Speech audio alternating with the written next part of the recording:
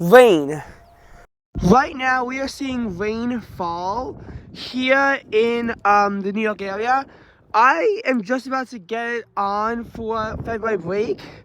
And this is not exactly how I want my break to begin. Right now we have rain. It seems to be rather light.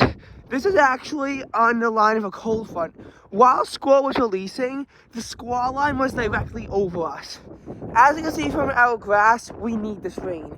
We had our second driest ever first half of February, as only 0.05 inches of rain fell. 0.07 inches fell yesterday in, again, that round of afternoon showers that I vlogged on my YouTube channel. You should have seen that. And colder temperatures are about to move in. So I do want to talk about the breakdown of how everything has been. So, as we know, this really just has been the winter that wasn't. And some of the coolest air that we felt was just that string of chilly days in the middle of December. Not too cold, but still chilly. Cold mornings and still chilly in the afternoon. We also had similar conditions to that in mid-November.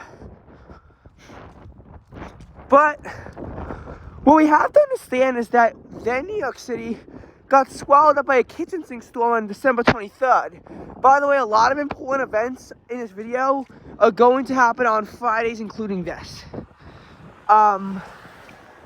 So the way Christmas break begun, and I was going down to Florida, was it begun with 7-degree temperatures. The high was only 15, and it would still be sub-freezing the next 2 days. An official cold wave from December 24th to 26th. Oh, now the rain stopped.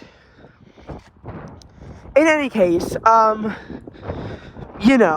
was cold. The cold even made it down to Florida, where temperatures were pretty much stuck in the 40s on Christmas and were held below 60 on December 24th, 25th, and 26th.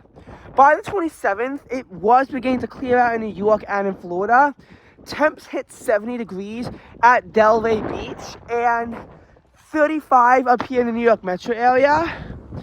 But by December 28th, temperatures were beginning to really recover and get to above average levels.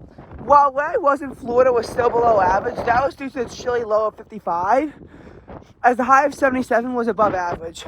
And up here in the New York area, it was 47. That warmth would just continue to build, and every single day in January would be above average. There would be very few incursions of cold air. The coldest it really got was in the low 30s. I know, actually, it did get to the upper 20s. No day was below average, but there was one day with a below average high. So on January 13th, it dawned like December 23rd, rainy and mild with temperatures in the 50s. What made that different was that while that was a cold front, there was not a giant Arctic air mass behind it. Rather, it was more seasonable air. So temperatures were constrained to 38 degrees thanks to wind and clouds on Saturday. But the low of 31 was mild enough to mean that was still above average. That's the effect of the wind, people. It is chilly. And pretty much that was actually the only time it got chilly in January. But February did begin with a high of 38 and a low of 26. And while it was 26 degrees, that's where we finally saw our first measurable snowfall of the winter. It would warm back up to 40 on February 2nd, but by February 3rd, while temperatures held at 35 at midnight, I vlogged this quite extensively. Temperatures were dropping behind an Arctic front and hit 11 at midnight. Some places set record lows as the mercury just bottomed out at 3 degrees on February 4th, but the warmth did begin to come back rather quickly. And after dawning on a negative 15 wind chill, temps did hit 27 by midnight. It will not get that chilly again here in the New York area, as highs hit 49 on February 5th. And since then, it's only frozen once more on February 7th. So no cold wave off that, and it was a rather boring cold snap as far as cold snaps go. And what we've actually been seeing is that a lot of times we've now been seeing this pattern of like record warmth. it's even more intense than in January, where it was really only one day where we had the record warmth, where, yes, we did see a high of 66 tie record on January 4th. On February 10th, we tied another record with a high of 61, and the low of 45 was also a record. Typically, record warm lows in February are a bit cooler than in January. And because this January did see no lows in the 50s, warmest low of 49 degrees, I don't think any days in January set a record for the warmest low. January was just perpetually mild. It wasn't exactly one day that really helped make it stand out, unlike a month like February 2018, for example.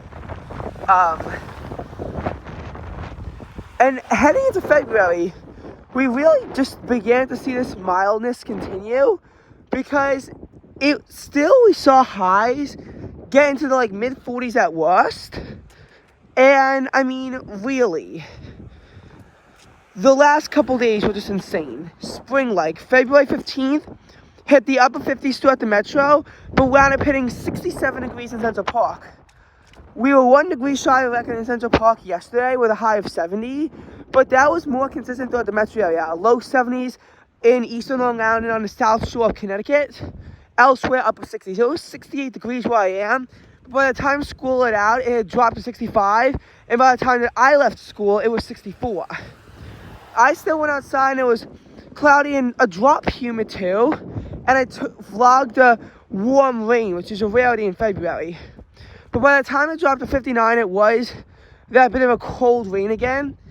While it did start off to be, mild, and then it became chillier again, New York City did set a record for the warmest low on a date, when its mercury only dropped to 56 degrees yesterday. We've dropped to about the low 50s where I am, here in the New York Metro. We dropped to about 50.